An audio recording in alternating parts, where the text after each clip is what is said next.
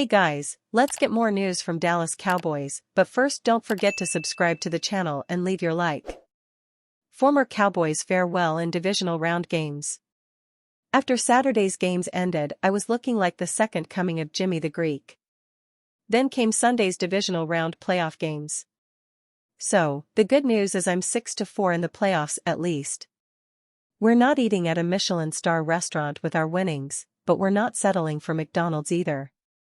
Two other pieces of good news: all four games were competitive for the most part, aside from the second half of the Texans-Ravens game.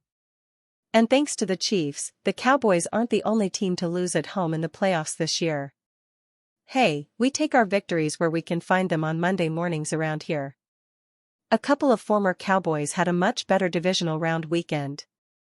Back in 1968, when the talent level in Dallas press boxes might have exceeded that on the fields below, a Dallas Times-Herald sportswriter named Steve Perkins kept a diary of the Cowboys season with the intent of turning it into a literary masterpiece, if not a quick buck.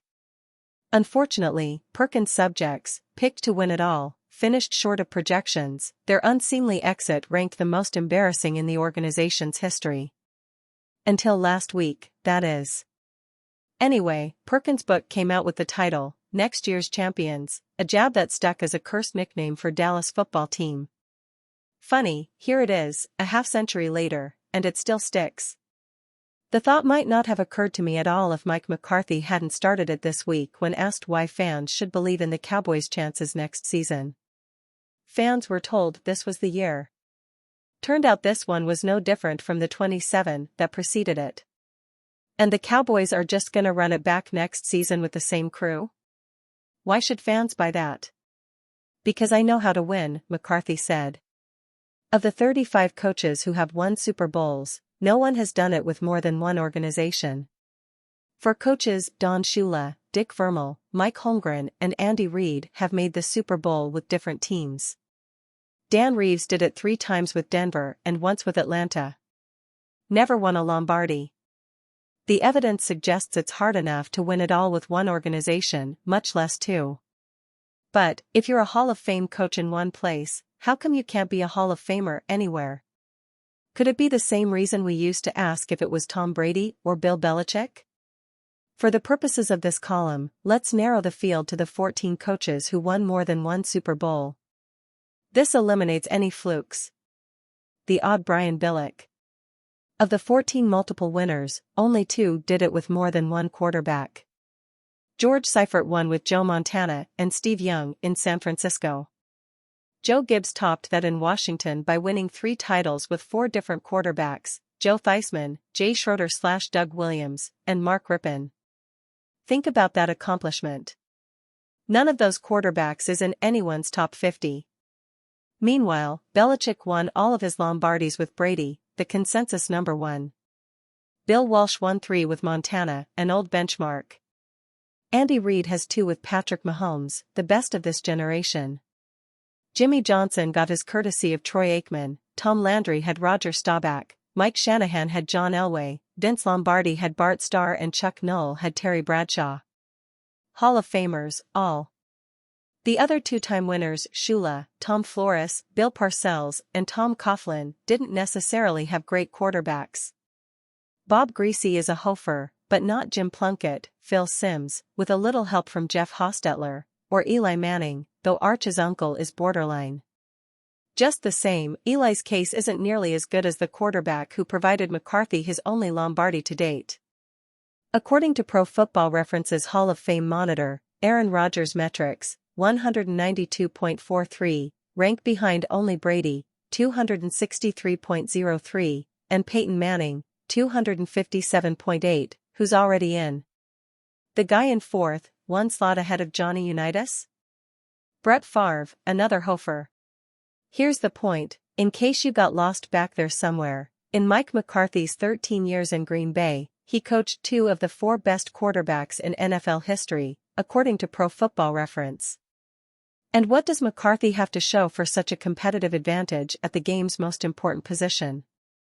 1 Super Bowl title and 3 more trips to the NFC title game.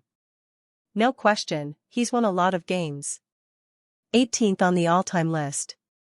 Tied for 10th in playoff wins with the likes of Parcells, Marv Levy, Pete Carroll, Dan Reeves, and John Harbaugh. Then again, the 12 times he's made the playoffs, his teams have won more than one postseason game just twice. Meaning that, more often than not, his teams do exactly what they did this season. They win a lot, but not for long enough. Even the greatest coaches need good to great quarterbacks to win multiple Super Bowls, and McCarthy doesn't have Rodgers or Favre to lean on anymore. Doesn't mean he won't become the first to win a Lombardi in two different places, but nearly 60 years of evidence says that's the way to bet. If you're looking for some good historical news, just 3 years after Steve Perkins crowned the Cowboys next year's champions, they shed the title. The latest installment is officially on the clock. Cowboys trading Micah? Latest rumors create unnecessary buzz. The Dallas Cowboys are in an all-too-familiar spot, battling the raging disappointment of an early playoff exit, and tasked with wondering when, or if, their fortunes will change. For the third straight year, Dallas went 12-5. It's won just one postseason game in that time. It hasn't been to the NFC Championship game or won the Super Bowl in 28 years. The solution? For some, it's trading perhaps the Cowboys' best player outside linebacker Micah Parsons. The idea of trading Parsons became a talking point multiple times this week, including on Dallas 105.3 The Fan. And some observers hit the gas on the idea after Micah's brother oddly injected himself into the picture. Related content: Parsons has emerged as one of the NFL's most disruptive defenders, making the Pro Bowl and earning All-Pro honors for the third consecutive seasons. The 24-year-old Parsons recorded 14 sacks, 18 tackles for loss, and 33 quarterback hits this past season. He's logged 13 and 13.5 sacks in the previous 2 years, respectively, giving him 40.5 over the past 3 seasons, fourth most in the NFL. Parsons is a foundational piece for the Cowboys' defense and a paramount reason for coordinator Dan Quinn's unit ranking number 5 in both points and yards allowed. So, trading Parsons? Dallas allowed 48 points in its playoff loss to the Green Bay Packers, during which Parsons made only 2 tackles and 1 quarterback hit. But Parsons' overall value, be it his production or the attention he draws, is too strong, both now and moving forward, for the Cowboys to even consider such a move. To date, the public discussions of trading Parsons have been baseless, though his brother, Terrence, hinted it was possible. "I can't wait, because y'all are really clueless out here," Terrence Parsons on his X account. "The greatest crimes to this man is being done by his own organization. Y'all gonna miss him when he gonna eat. Crimes? Wow." Terrence also recently took shots at Quinn, at Mike McCarthy, and at Dak Prescott. 3. And you fan, what do you think of the Micah Parsons situation? Leave your opinion in the comments. Point 3.